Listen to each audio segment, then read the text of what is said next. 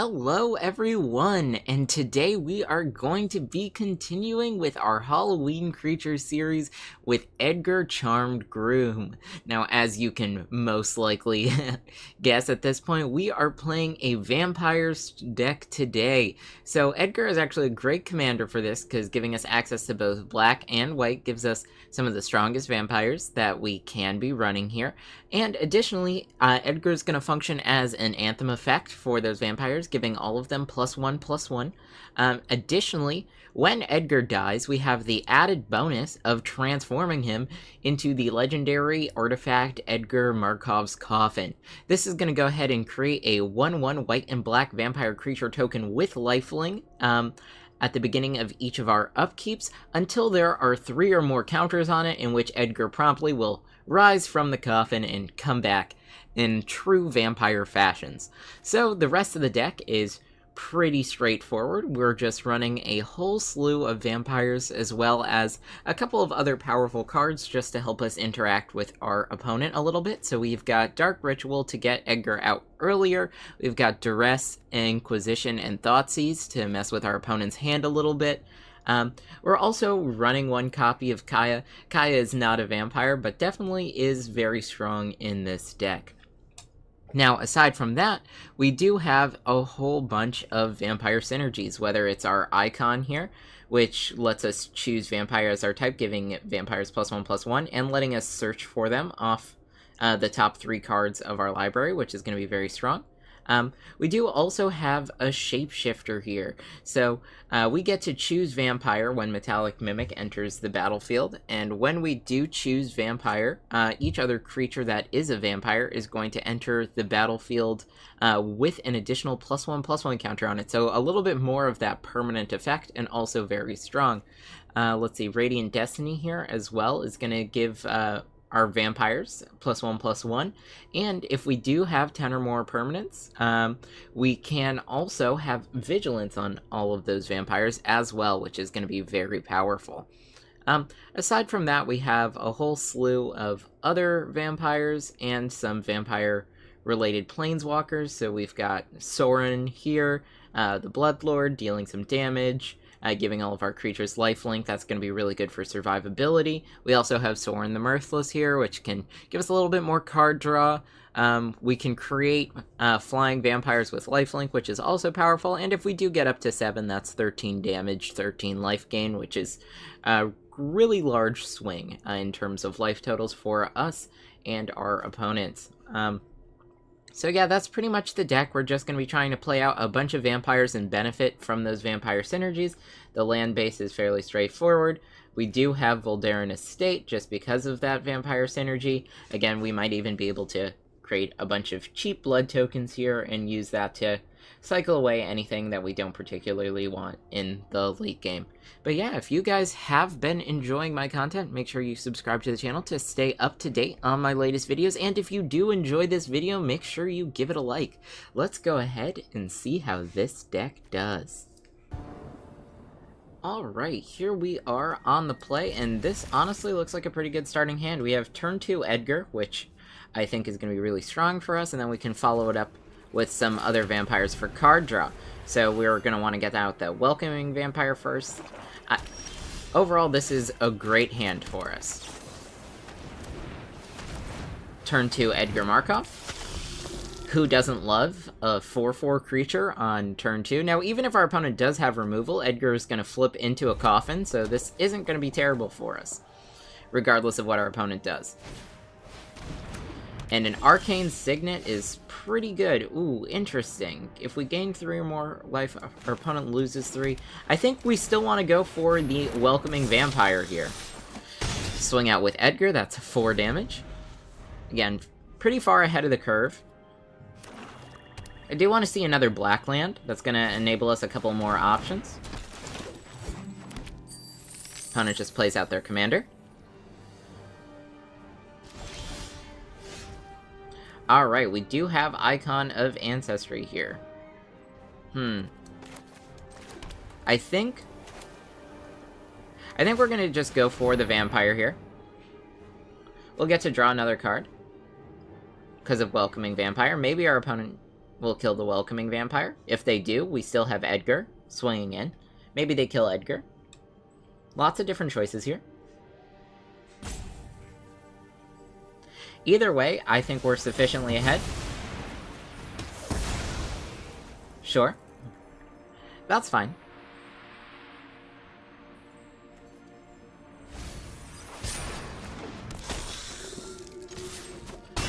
Yeah, I'm not really concerned here. We're still way ahead in terms of damage, and we are making solid progress forwards.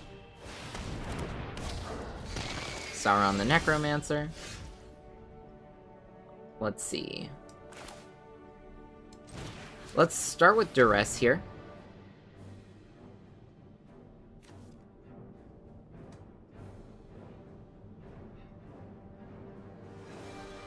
Interesting. I think we'll get rid of Bloodline Culling. Our opponent's going to be able to remove one of our creatures anyway.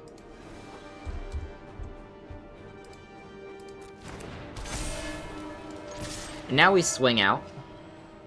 Again, our opponent's going to be less inclined to block the Edgar now that it has the +1/+1 from our icon. But maybe they will. Nope, they do not. Keep in mind this is 3 life gain, so 3 life loss for our opponent. They are now down at 6. And it looks like we've got it.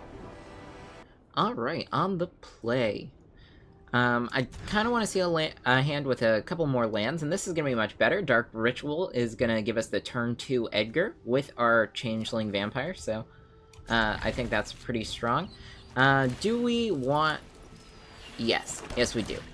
Shouldn't even think about it. We could have went for the turn 1 Thoughtseize, get a better understanding of what's in our opponent's hand, but I think we're going to focus on early damage. Now, maybe our opponent has Wash Away, maybe they have a Spell Pierce, but we'll see what they can do with just 1 mana, and apparently it's not counter our turn 2 Edgar.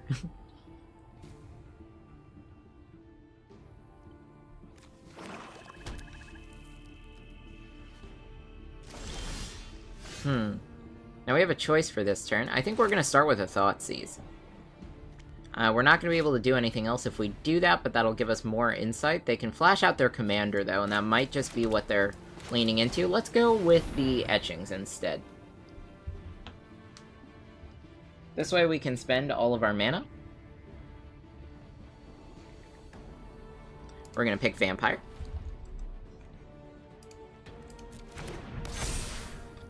Just getting some additional early damage. Sure, you can flash in your commander, but you won't be able to block any of this.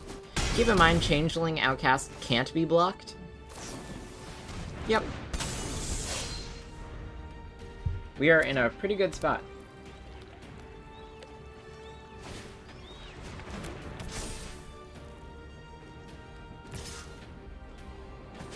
Sure, 3 damage, drawing a card.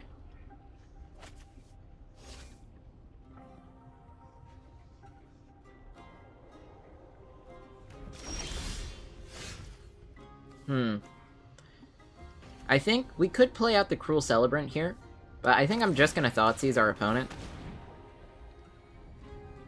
It's going to give us a little bit more safety. We have a very advantageous board state here, so if we can get rid of anything that they could use to mess with that, I think we're going to be in a really strong spot.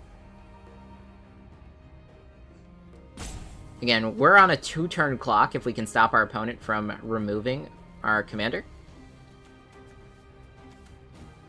Okay, so they have Fairy Fencing, and they have Drown in the Lock. I think we go for the Throat here, as they're going to want to flash in their Fairy Mastermind.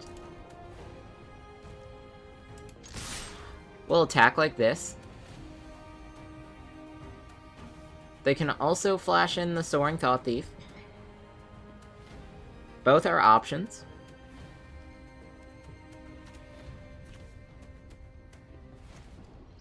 They need Drown in the Lock to kill the Changeling Outcast, which can't be blocked. We'll go straight to damage here. So now we are threatening potential lethal on our opponent. And we have a good idea what's in their hand. Yep. They did take 1 damage. as well, down at 6.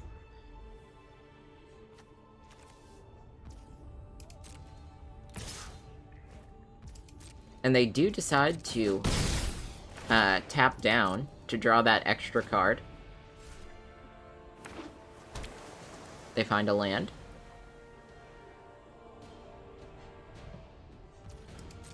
Moving to my turn. I'm gonna start by checking for traps.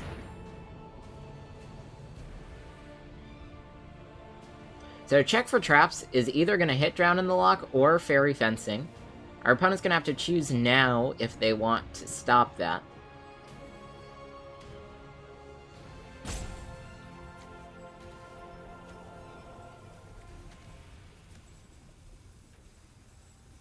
Again, maybe they use Counterspell here. If they do use Counterspell, that locks them out of some of their options.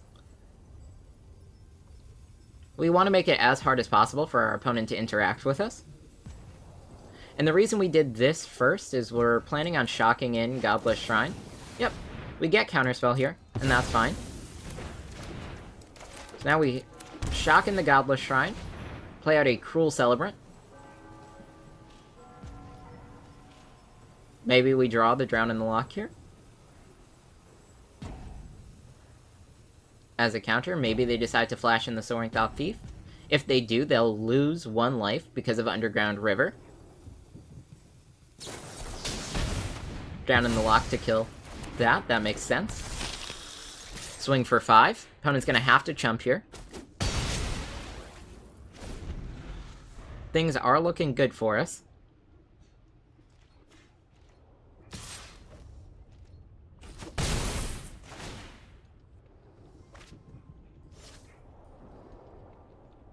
Alright. We know half of our opponent's hand. Really the only card I'm concerned about here is Fairy Fencing. They can use Fairy Fencing to go ahead and kill our Edgar, but that will just flip Edgar.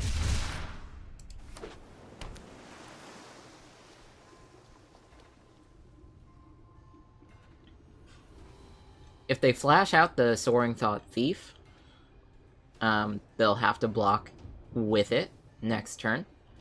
Again, Fairy Fencing is the one issue in their hand.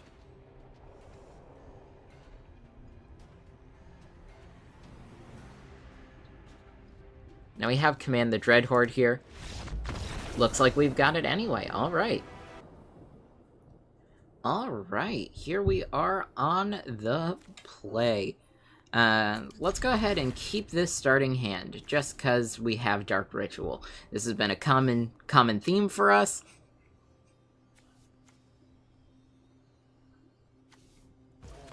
We're gonna play the Snarl first.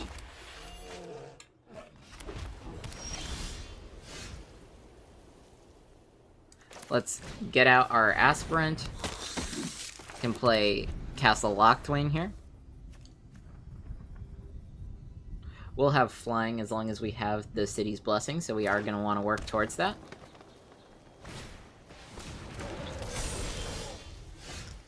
Alright, 1-1 out of our opponent. We're going to go for Dark Ritual. Edgar. Swing for 3. Again, we've been a little slow with tapped lands, but that's okay for us. Radiant Destiny could come down next, or Mavrin. Mavrin would be good for getting us more vampires. Slaughter Specialist could also be good.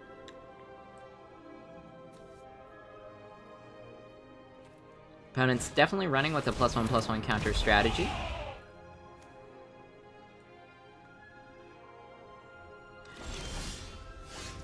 Okay, so we do find another land. I do think we go with Mavrin still.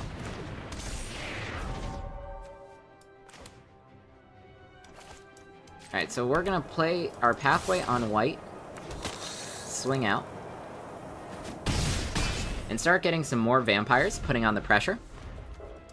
Next turn, we can play out Radiant Destiny to give them all an additional +1/+1, which should help us get through blocks. Again, our opponent decided not to trade with our Aspirant, which, I mean, makes sense. They do kind of want to keep their permanents on the battlefield.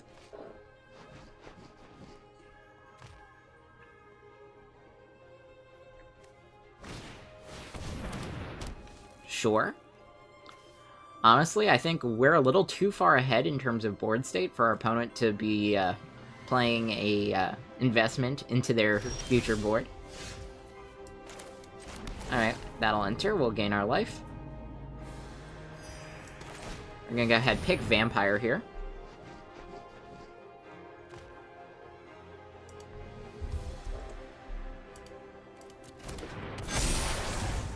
Now we do have the City's Blessing, so that's flying, as well as vigilance on all of our creatures. I will attack with everything here.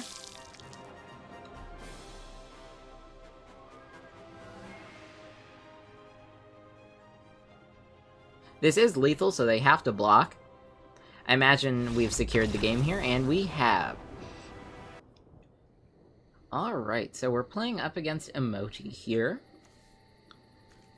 This isn't a bad starting hand, but I do think I want to find a slightly better one. Again, we're looking to see probably 3 lands in that starting hand if we can, or else a lot of early interaction.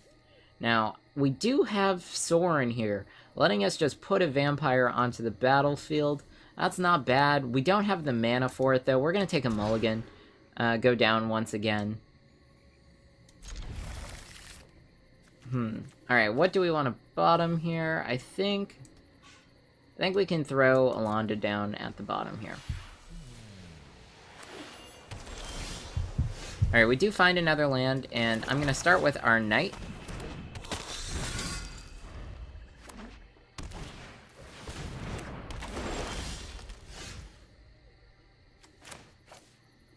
I'm going to play the Fabled Passage here.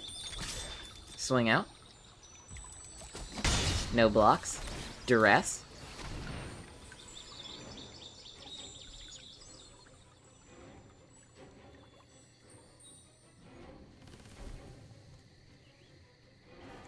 Alright, I think we just get rid of Cold Steel Heart. Keep our opponent off their ramp. End the turn. We're gonna want to get a black land with our Fabled Passage. Alright, that's good enough. Alright.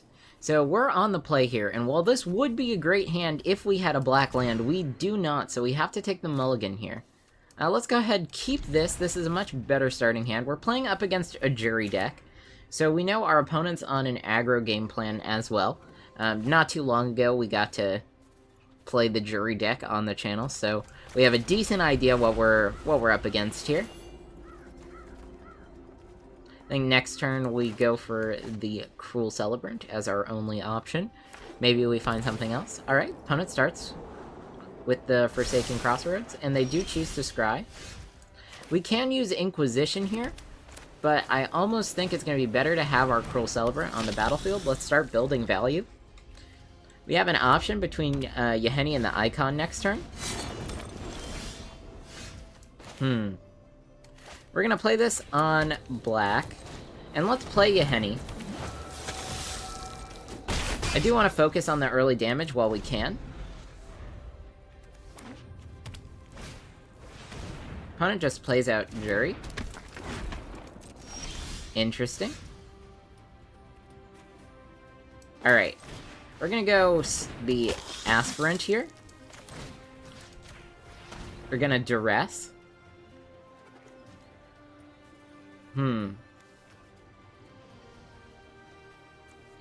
I think we'll get rid of Ob Nixilis. Then we'll Inquisition.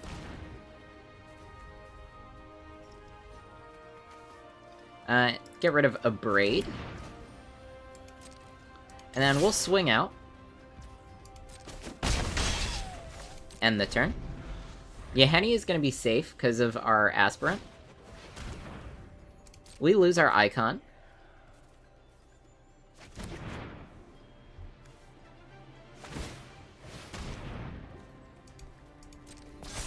Yep. Jury's equipped and has lifelink. That's 1 sack trigger, so we're looking at 3 damage and 3 life gained by our opponent. Or 4, I guess, because of the Overlook.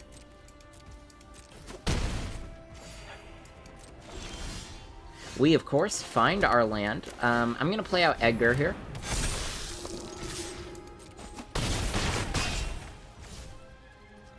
Looking good. Next turn we have Yahenni. We're a little light on cards.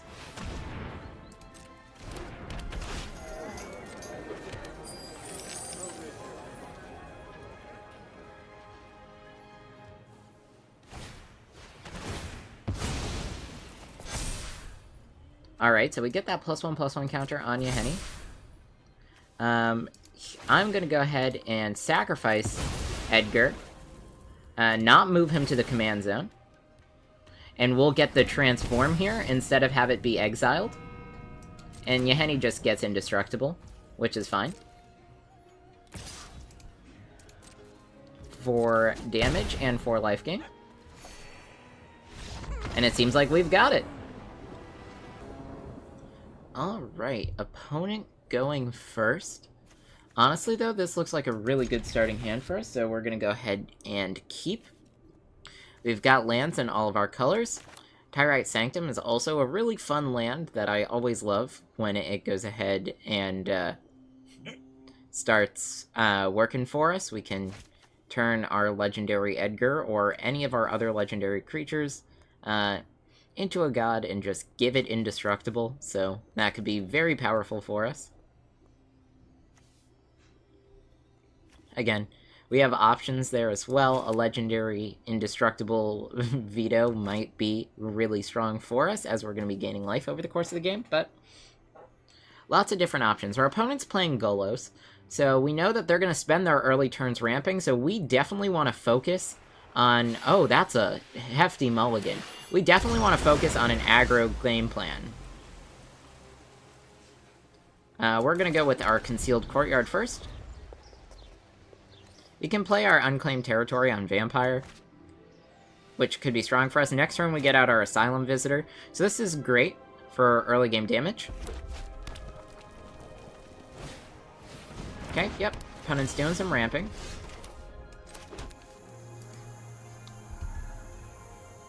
Vampire. Now, of course, Infernal Grasp is also going to be really good for us, because we can just kill Golos when our opponent does manage to play him. And that, in itself, is going to be really strong.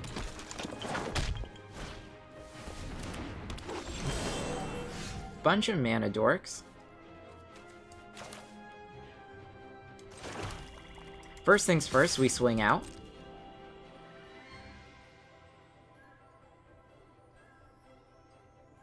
We'll see if they block. If they do block, that implies that they think they have a land or they're going to have a land. But they do not. I'm gonna hit the Ornithopter here. And we're just trying to keep our opponent off all of their mana. I don't think they have the land just because of the way they didn't block, so yep. Puts us in a really good spot. Sanctum, Edgar, 4 damage. Next turn we can Infernal Grasp and play, I think, Mavrin is going to be the option if they do find the mana. Good game, says our opponent. So it looks like they did not find the mana. We will shock this in. Let's play Mavrin. Swing out. Get a Vampire. We're holding up Infernal Grasp. Again, opponent can't really block, because that's going to really screw them. I'm almost tempted to Infernal Grasp one of their mana dorks. They shocked, so they can play Golos. Kill Golos, and that's lethal for us.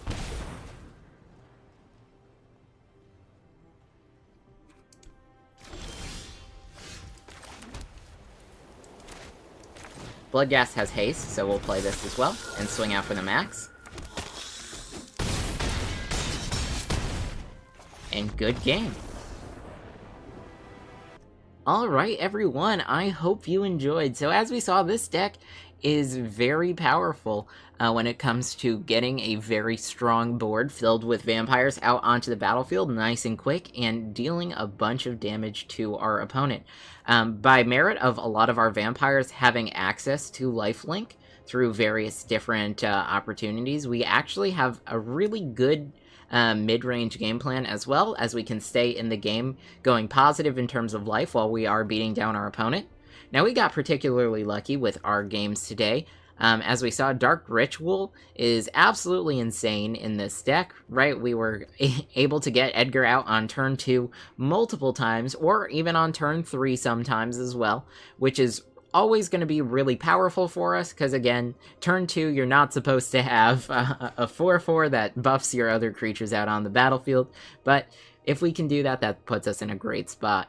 Aside from that, we do have a lot of power in some of our other options, so we do have cards like Veto, which is going to turn that lifelink on some of our vampires into extra damage, which is very oppressive for our opponent. We also have Yeheni, which, as we saw, we were actually able to sacrifice Edgar in response to an exile effect on him to get him onto the battlefield transformed, since exile effects wouldn't cause him to die.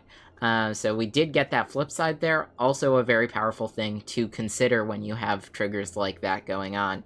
Aside from that, definitely always focus on the damage you're dealing to your opponent. So instead of playing for some of the later turns, try and optimize the most damage as quickly as possible.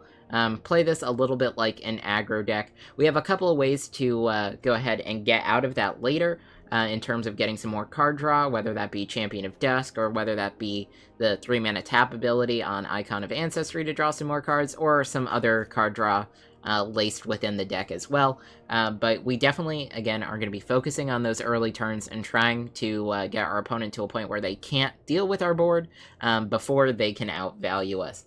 Now, if you guys did enjoy this video, make sure you give it a like, and if you have any ideas for another deck that you'd like to see me play, why don't you let me know in a comment down below. I'll see you all next time.